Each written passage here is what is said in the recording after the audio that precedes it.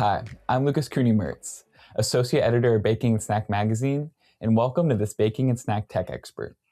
Probiotics are on the rise in baking, and in our June issue, we spoke with Winston Samuels of Maxx Performance on how microencapsulation is allowing bakers to incorporate this ingredient into their products.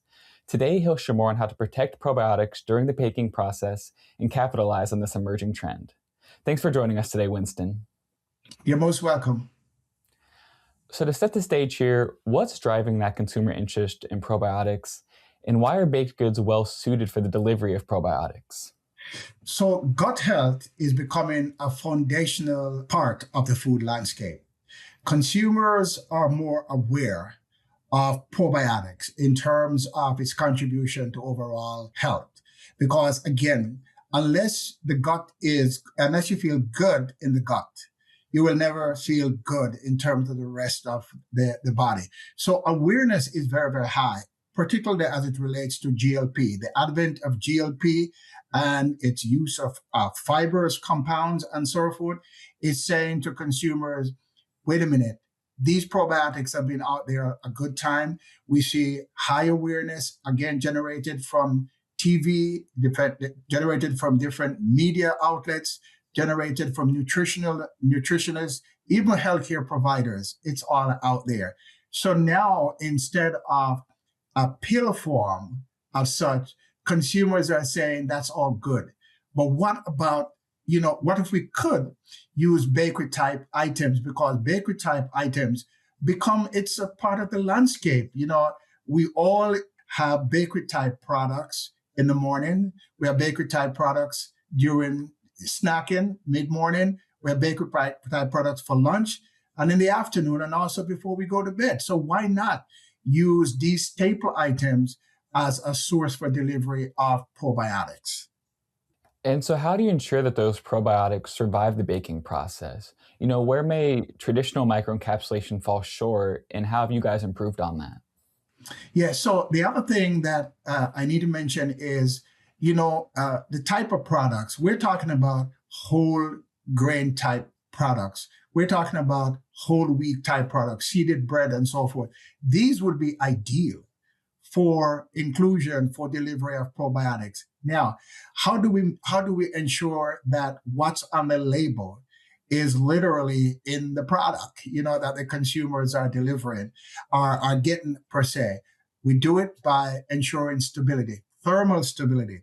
If the product is not thermally stable, there is no way that the consumers are going to get what's on the label. How do we do that? By ensuring that the technology that we're using is able to deliver, what the consumer requires. Old technology, for example, is not capable of doing that. Modern microencapsulation technology that we have, we ensure that happens. We have done that significantly in pet treats, in that kind of formulation, whereby we see a significant recovery. For example, in steam pelleting on the animal side, which is similar technology, we're getting a 93% recovery. In older technology, you're talking about a significant die-off, whereby, what is claimed is not there. There's nothing as such within the pill form that the individual is actually taking. So my point, we want to deliver exactly what is on the label so that the consumer can get exactly what the healthcare professional and others are telling them to get. And so which bakery products are best suited for the addition of probiotics?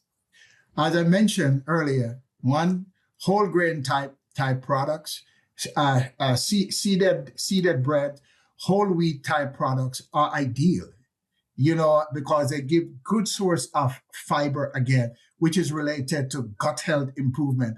We're talking about allowing probiotics to work in conjunction with fiber, to give you a sense of fullness, but also be able to give you good gut health, which again, the consumers are saying, this is what I'm interested in, because as I said before, unless you have a healthy gut, you're not going to have a healthy brain as such, and that is the connection, which is where we come in to ensure that.